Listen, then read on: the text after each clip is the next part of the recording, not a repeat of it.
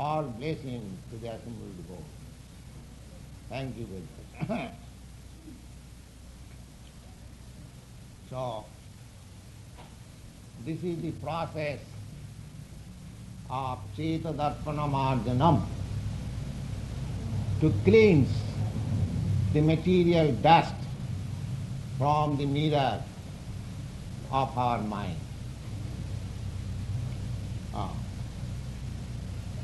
The whole process is to dust out the dirty things which we have accumulated by our material association, and therefore to revive our spiritual consciousness, our Kṛṣṇa consciousness.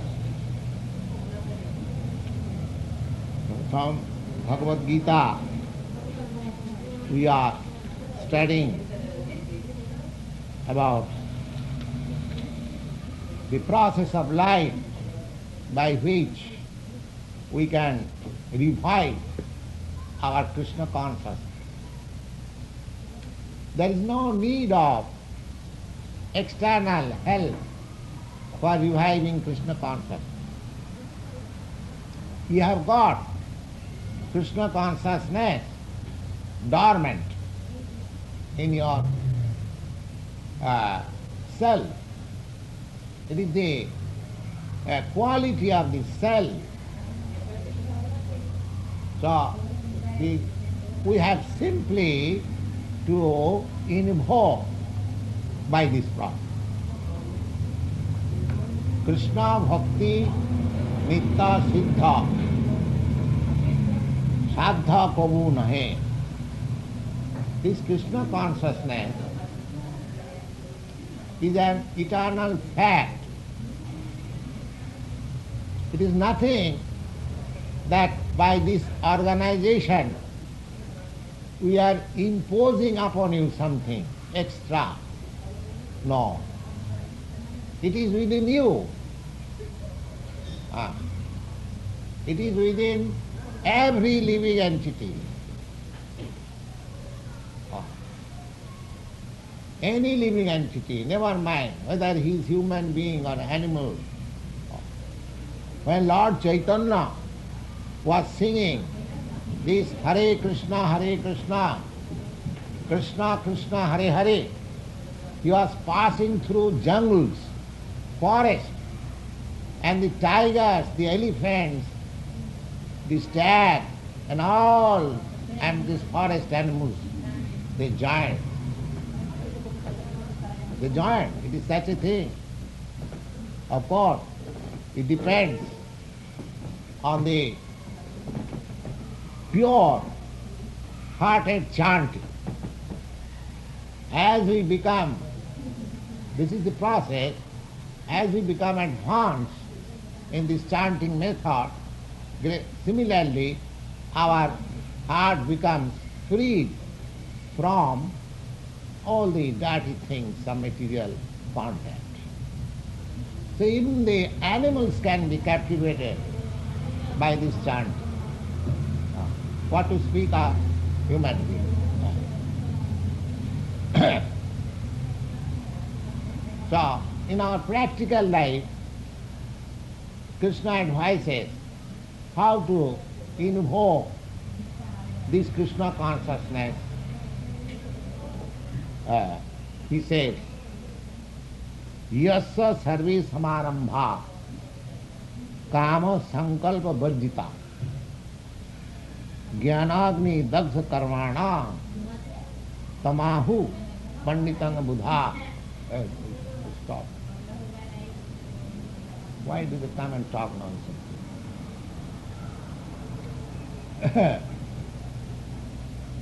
Yasya sarve samarambha.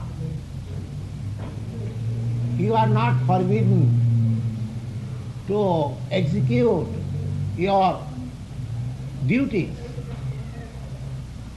We are not after stopping the general process of material activities. That is not our mission. The whole thing is that we have to act everything in Kṛṣṇa consciousness. Kṛṣṇa consciousness. Just like it is very easy to understand. Everybody has got some vocation of his life. But what is that consciousness? The consciousness is that I am engaged in this business, I am engaged in this service because I have to maintain my family, I have to maintain myself, or I have to satisfy the government, or I have to satisfy somebody else. This is our consciousness. Nobody is free from such consciousness. Everybody must have some consciousness. Without consciousness, nothing can be done. One who has no consciousness, he cannot do anything nicely. If his consciousness is disturbed, then his work cannot be. It's just like a madman. A madman cannot do anything nicely because his consciousness is disturbed. So, we similarly, if we change the procession that I am to satisfy Kṛṣṇa, just like we are doing everything with that idea to satisfy somebody else, or at least myself, for my satisfaction. This process has to be changed to Kṛṣṇa consciousness. That's it. This process has to be changed into Kṛṣṇa consciousness. Therefore, Lord Kṛṣṇa says,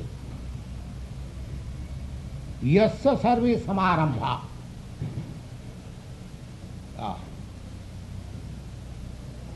Those who want to come, you can invite them, come inside.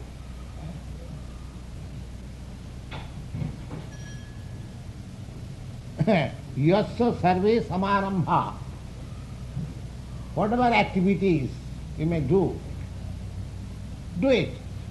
But kāma sankalpa varjita. Kāma sankalpa varjita. Don't be carried away by kāma. Kāma means for your own satisfaction. Kāma.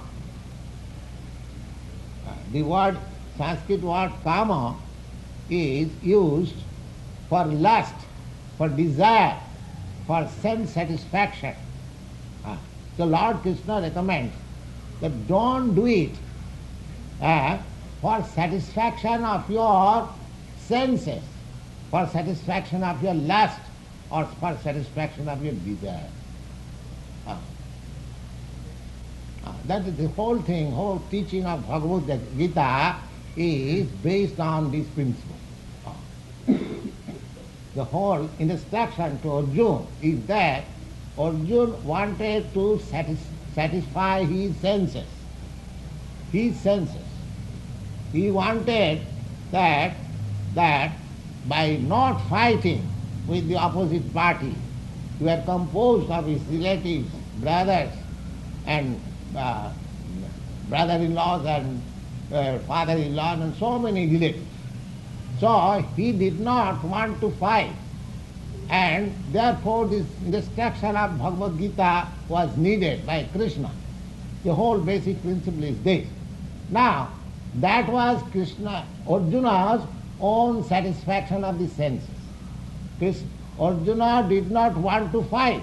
Materially, it appears very nice that he is giving up his claim of kingdom for satisfying his relatives.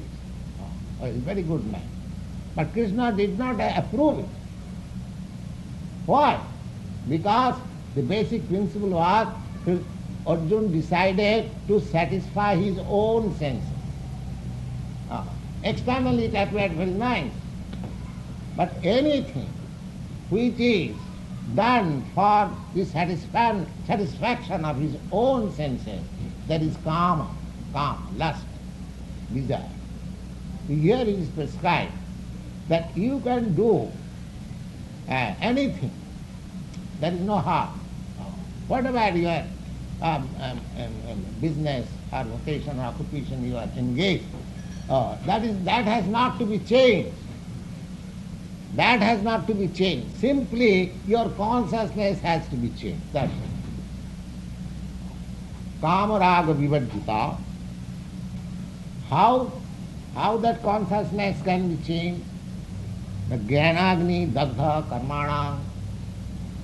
That consciousness, transferring the present self-interested consciousness to Kṛṣṇa consciousness, requires knowledge.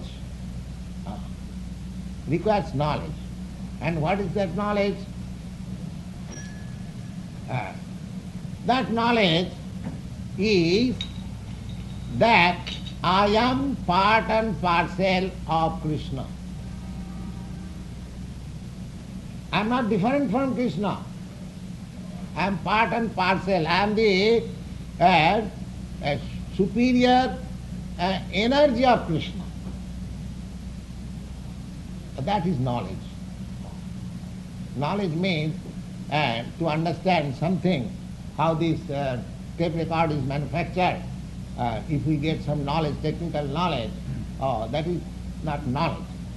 That is of course, to have some our occupation executed, that knowledge is temporary knowledge. But real knowledge this is real knowledge.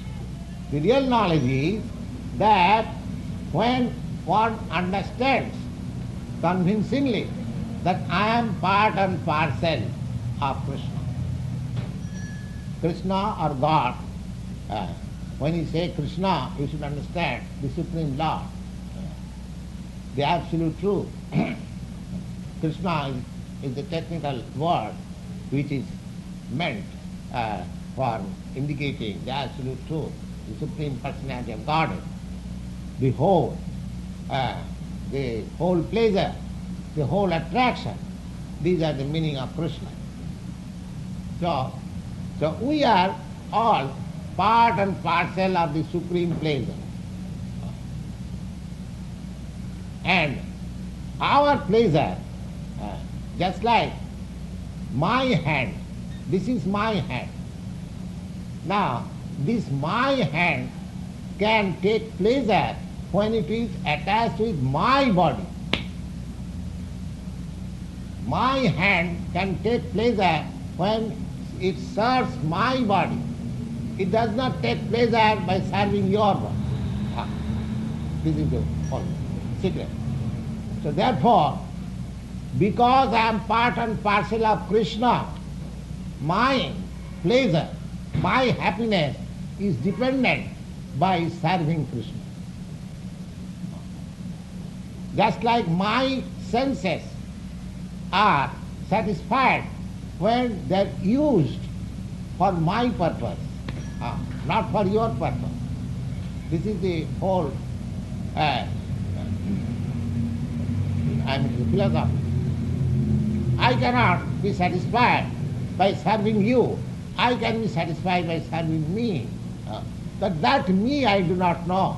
That is Kṛṣṇa. That is Kṛṣṇa. So when we begin to serve Kṛṣṇa, because we are part and parcel, always remember the part and parcel. We are māyā jīva-loke jīva-bhuta sanatana. In the 15th chapter you find all these living entities, they are mine, eternal, part and parcel. Now they are detached. Now they are detached by material contact. They are detached. So we have to, the whole process is that we have to attach it. Now we are detached. Now we have to attach it. That is Kṛṣṇa consciousness. That Kṛṣṇa consciousness is within you because you are originally, eternally the part and parcel of the Supreme. Artificially, I am trying to forget it. I am trying to live independently. That is not possible. We are not independent. If we want to live independently, that means we voluntarily become dependent of the influence of material nature. That's all. Actually, you are not independent. If I think that I am independent of Kṛṣṇa, then I am dependent on the influence of material nature. Just like if I think that I am independent of government regulation, then I become dependent of the police force.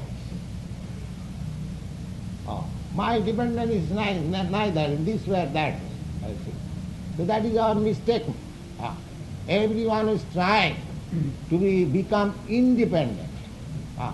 That is called māyā. That is called māyā illusion. Nobody can be independent. Individually, community-wise, society-wise, or nation-wise, you can extend, even universal-wise. Nobody can be independent. We are dependent. And this is called knowledge. When we come to this sense that I am dependent, I am not independent, this is called knowledge. Now we are misguided. Jnanagni dagdha karmana.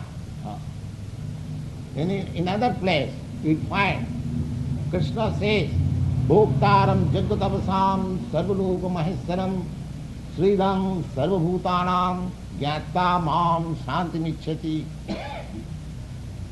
Now people are planning for peace in the world, but they do not know how to formulate that peace formula. You know, the United Nations are trying for the last 20 years or more than that for peace, but there is no peace actually in the world. The war is going on. Because they do not know. The formula is in the Bhagavad Gita. The Bhagavad Gita says, the bhaktaram jagatavasam sarvaloka maheswaram, I am the proprietor of everything, whatever you are doing. I am the ultimate beneficiary. I have to take the result. Just like a laborer works in a factory, but who is the proprietor? The ultimate proprietor is the proprietor is the ultimate owner of the. So everything, whatever we do, jnanagni dagdha karmana. Now we are thinking that this thing I am doing, I am the proprietor of this thing. That is misconception. When you understand that everything, whatever we are doing, the ultimate proprietor is Kṛṣṇa, that is Kṛṣṇa consciousness. That is jnanagni dagdha karmana. So we can have simply, just like in an office. In an office, so many people are working. Hundreds of people are working. Everyone is conscious that whatever we are acting, whatever profit we are making, that belongs to the proprietor. Then there is peace. As soon as the cashier thinks, oh, I have got so much money, I am the proprietor, then whole trouble begins. This consciousness, Kṛṣṇa consciousness, if we understand that I am a very rich man, I have got so much bank balance, I can use it for my sense gratification, that is kāma, that is kāma-rāga. But if we understand that whatever I have got, it belongs to Kṛṣṇa, then I am liberated first. I am liberated. This is Kṛṣṇa. You will have the same money under your custody. It doesn't matter. But as soon as you think that I am the proprietor of this wealth, then you are under the influence of māyā. And as soon as you think Kṛṣṇa is the proprietor of all these things, then you are free. So, kāma-rāga vivarjita jnanagni dagdha karmana tamahu panditang buddha. One who thinks like that, one who is situated in that consciousness, pandita buddha, he is learned and he is actually a man of knowledge. This is the whole process. Tamahu, he is known as the Pandita. Pandita means one who knows things as it is, not to take a thing wrongly. So that consciousness has to be invoked, not only individually, but also community-wise, society-wise, nation-wise, all over the world. Then there will be peace. If you want real peace, Bhoktaram Jagatavasam Sarvaloka Mahestaram Sridam Sarvabhutanam Gyattamam Santamichyati. We are just trying to be philanthropic, altruistic, and we are trying to become friend of my countrymen, of my society, of my family. But that is a wrong conception. The real friend is Kṛṣṇa. I can work on his behalf. How I can work? You try. If you actually want to do something good to your family, then you try to make all the members of your family Kṛṣṇa conscious. Then your life will be successful. If you want to make them otherwise, without Kṛṣṇa consciousness, then you will be serving, not serving. It will render them disservice. Because any knowledge will not help your wife or children. Any knowledge, any amount of knowledge will not help. His real problem, what is his real problem, we do not know. The real problem is that we do not know. The real problem is janma mrityu jara vyadhi. The Bhagavad says, Pita na sasyat, janani na sasyat. One should not try to become father. One should not try to become mother. Why?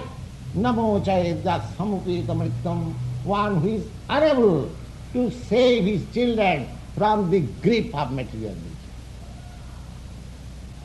That should be Kṛṣṇa consciousness. If you are a responsible father, then if you are completely knowledge of Kṛṣṇa consciousness, then your duty will be that these creatures, these innocent creatures, now who are playing at my home, as my children, as my boy, now this life should be the last installment of his transmigration from one body to another. I shall train these boys in such a way that after this body he will have no more to go into the cycle of birth and death. That is Kṛṣṇa consciousness. That means you have to make yourself expert. Then you can help your children also. Then you can help your nation also. Then you can help your society also. If you are yourself ignorant, then andha jathandi rupaniyamana svepi satantra urdam nibadhya. Just like a person who is tightly bound up hands and feet. Suppose we are sitting here, some people, 25 gentlemen, ladies, and all our hands are tightly bound up by some rope. And if I want to make you free, although my hand is also tightly bound up, is it possible? No. At least my hand should be free. Then I can untie your bindings by the rope. So unless one is free man, and what is that freedom? One who is Kṛṣṇa conscious, he is free man. And nobody is free man. Daivik desha gunamai mama māyā duratya māmi vaja prapadanti māyā metang taranti te. Everyone is under the spell of material influence. Nobody is free. And one who has surrendered unto Kṛṣṇa, one who has taken Kṛṣṇa consciousness, Māyā has nothing to do. Māyā cannot touch. Just like if you come in front of the sunlight, there is no question of darkness. There is no question of darkness. If you place yourself in light, sunlight, not this artificial light. This artificial light may be extinguished at any time. But sunlight is not like that. So Kṛṣṇa is just like sunlight. As soon as you come in front of sun, there is no darkness. So there is no ignorance. So there is no Māyā. Māyā means illusion. So jnanagni dagdha karmana tamahu pandita buddha. In this way, we have to become Buddha. Buddha means learned. And you'll find in the 10th chapter of Bhagavad Gita that the Lord says, who is Buddha and what are the symptoms of Buddha? Buddha means learning. What are the symptoms? What are the symptoms of Mahatma, great soul? And what are the symptoms of Buddha? That is described in Bhagavad Gita. It is said that aham sarvasya prabhava matta sarvam pravartate iti matya bhajante mam buddha bhava samannita. Buddha, this is the very word again is used, Buddha. The Buddha, one who is learning, one who is actually in sense, is not nonsense. He is called Buddha. So Buddha, what are the symptoms? The symptoms of Buddha is that aham sarvasya prabhava. He knows that Kṛṣṇa is the fountainhead of all emanations. Everything, whatever we find, everything, anything, whatever you see. Now take for example, in the material world, the most prominent thing is, I mean to say, unity between man and woman. Now one can inquire where from this attraction comes between male and female, not only in the human society, but also in the animal society, in the bird society, in any society, any living. This is a fact. So, somebody criticizes, but those who do not know Kṛṣṇa, the Kṛṣṇa had so many girlfriends, so they are somebody criticized. But one does not know that where we get this idea of having girlfriends, unless the tendency is in Kṛṣṇa. Because you can have nothing here unless that is in Kṛṣṇa. But here it is perverted, it is polluted, and Kṛṣṇa, it is pure consciousness, pure spiritual. That is the difference. So one who does not know, they want to avoid something. Nothing is, can exist in this material world unless it is in Kṛṣṇa. Janmadasya jataha. So these things have to be studied very scientifically and from books like Bhagavad Gita, Srimad Bhagavatam, and when he is perfectly learning, then his symptom is that he becomes a pure devotee of Kṛṣṇa. Aham sarvasya prabhava matta sarvam pravartate. I am the source, fountainhead, Kṛṣṇa says. I am the source and fountainhead, like of everything. One who understands this science, then he takes to Kṛṣṇa. How? Buddha bhava samannita, with full knowledge, and he becomes a devotee of Kṛṣṇa. Similarly, so far Mahatma Mahatma is a Sanskrit word which is used for great soul. That is also described in the Bhagavad Gita. Mahatmanastu mang prartha devi prakriti masrita bhajanti ananna manaso yatta bhuta vimabhaya. Mahatma. Who is a Mahatma? Who is a great soul? Great soul is he who is under the influence of the superior nature. There are two kinds of nature, superior nature and inferior nature. Now we are under the influence of this inferior material nature. And by Kṛṣṇa consciousness we shall be transferred into the superior nature. Just try to understand a person in the prison, a person outside the prison. The government's influence is in both the places, outside the prison and inside the prison. But outside the prison, the government's rules and regulation is superior. And inside, there is inferior. The influence is there. Similarly, either in the material world or in the spiritual world, wherever your position is marginal. You can transfer yourself either in this, under the influence of this inferior nature, or you can transfer yourself under the influence of superior nature. Your position is marginal. Now you are given, because Kṛṣṇa is full independent, and because you are also part and parcel of Kṛṣṇa, therefore you have got the quality of independence to make your choice, whether to be under the influence of this inferior nature or to become under the influence of superior nature.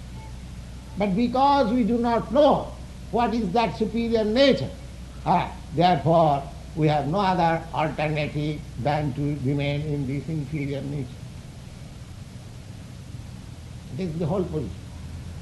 Because in the world there are many philosophies. They are informing that there is no other nature. This nature which you experience, this is troublesome. Make an end of it and become void. Oh, you cannot be void, because you are living entity and eternal. Na hannate hannamane sarire. Your change of body does not mean that you are finished. No, you are continuing. Māsāṁsi jinnāni. Because I change my dress, that does not mean that I am finished. So I am eternal. If I have to finish if I have to get rid out of the influence of material nature, then I have to seek where is my place. If we do not know, then we prefer, all right, whatever it may be, inferior or superior, let us remain here and rot. So Bhagavad Gita gives you information of the superior nature. Yadgatyana nivartante tadhama parama mama na tad bhāṣayate sujjana na chandra na pavaka. So we have to become Kṛṣṇa conscious by scrutinizing, studying these authoritative books, Srimad Bhagavad Gita, without having fashionable interpretation, as it is. What Kṛṣṇa says, he says for all the time. It does not change. Just like the verse which we are just now discussing, he says that it does not matter in whatever occupation you are. Simply, you have to change your consciousness. You are now guided by the consciousness of self-interest, of sense gratification. Self-interest, not exactly self-interest, because we do not know what is our self-interest. Rather sense interest, not self-interest, but sense interest. Whatever we are doing for satisfying the senses. This consciousness has to be changed. We have to satisfy Kṛṣṇa. That consciousness has to be involved. And then our life will be successful. Thank you very much. If there is any question, you can put it.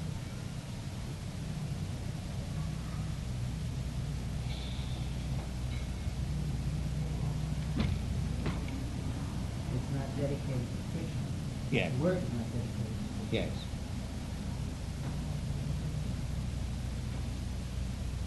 How specifically, how can you do this? Yes. Now, this consciousness, how can I do it? Oh, this is also Kṛṣṇa consciousness. That one is ready. Now, just like anything which we do or act, we take some consultation. Just like you are a lawyer and anything has to be done lawfully, we have to take your consultation because you are expert. Similarly, you have to take consultation from a person who is Kṛṣṇa conscious. It's a simple thing. Well, first of all, if you want to find peace, don't you have to believe that war is wrong, any kind of war? Yeah. The Bhagavad Gita teaches that there is a good war and a bad war. Yeah. A little bit like later on the Crusades. Yeah. It was a holy war and it was looked on as a good war and it killed people for a good purpose. Yeah. And Kṛṣṇa believed that it was all right to kill the enemies of Arjuna because it was a righteous war. Now, if you have a philosophy like that, then you find peace. What do you mean by peace then? Absence of war. Not necessarily. Not necessarily. Absence of war is not peace. Just simple. Suppose now there is no war. Do you think that everybody is in peace? Ask any individual person that are you in peace? Are you in peace of mind or peace of... No, war is not only the cause. There are many other causes which disturbs our peace. War is one of the causes. So simply if you stop war, that does not mean peace is guaranteed. No. War is one of the disturbing things of peace. But there are many other disturbing things. Many. Incalculable, which is disturbing. So we have to take relief from all disturbing positions. War is one of the items. And that can be done when you are Kṛṣṇa conscious.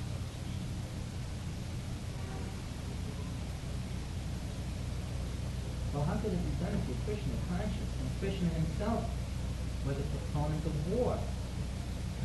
You are sticking to war, and the war was necessary. Well, the Bhagavad Gita starts out with a war. Yes, that's all right. But that war was a necessary thing. You cannot, completely eradicate war from the social life. That's why government maintains the law and order force. There is necessity.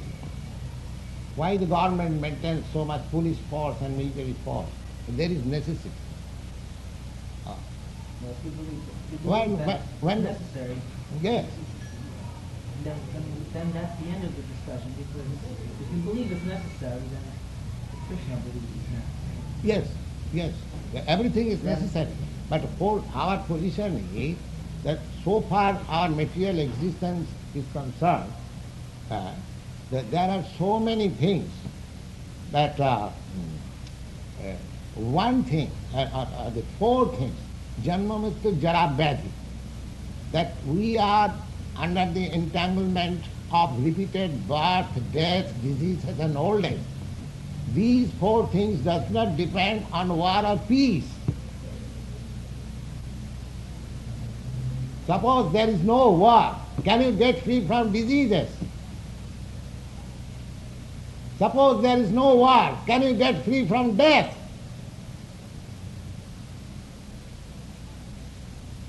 Suppose there is no war, can you remain a young man all the time? No.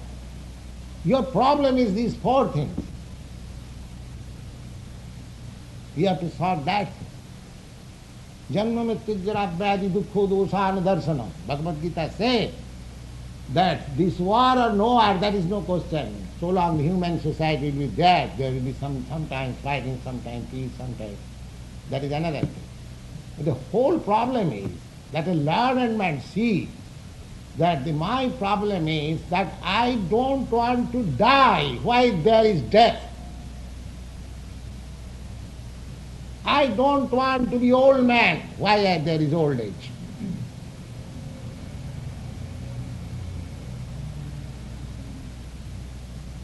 These are the problems. Real problems, these are the problems. Janma mrityu jara vyadi dukkha dosana darsana. A learned man, a man of real knowledge, he should see that I am not only worse. Suppose there is excessive heat. Oh, I am so much disturbed. There is no peace. Oh, there is excessive snowfall, cold. Oh, I am disturbed. So there are so many disturbances. So we have to get free from all disturbances because I do not want it.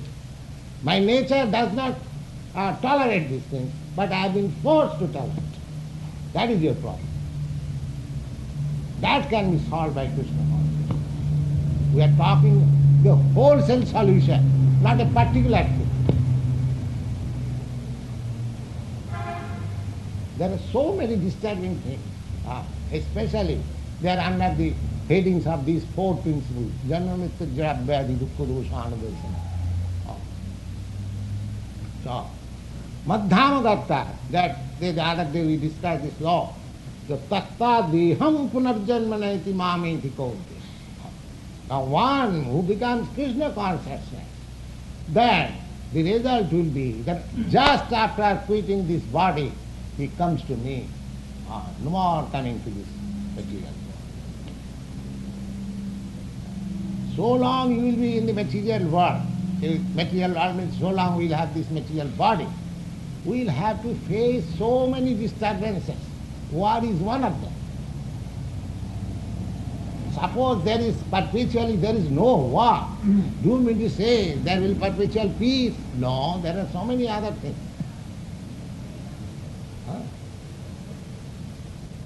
At once if there is some upheaval in the Atlantic Ocean, the whole thing is swallowed up. Your beautiful New York City will be no more there.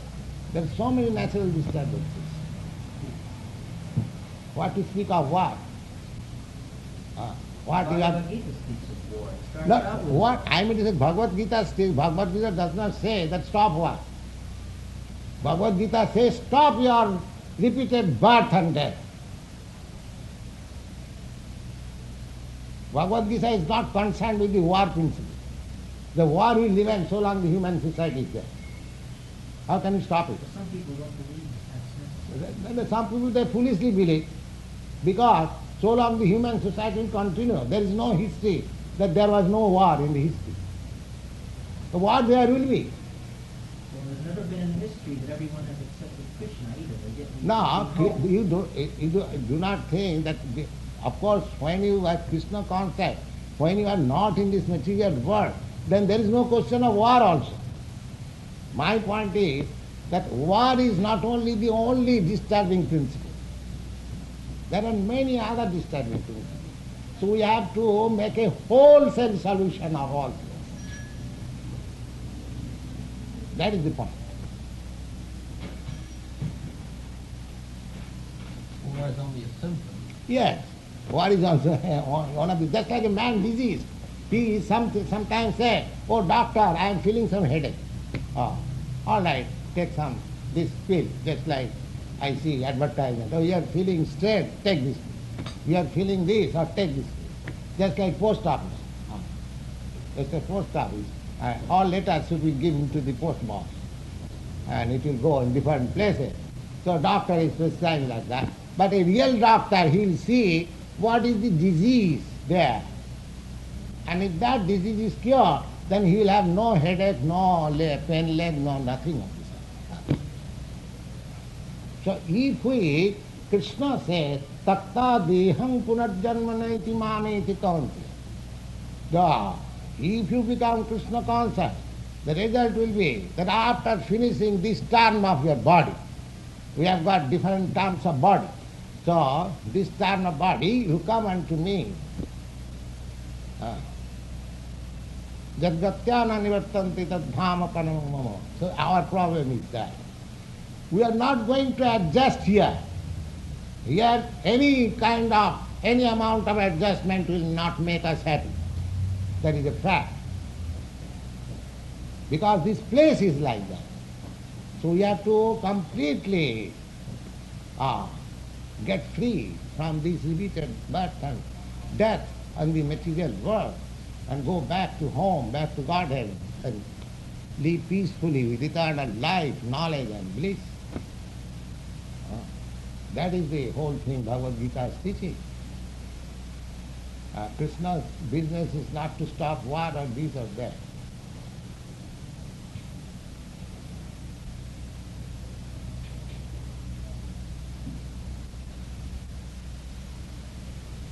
Any other question?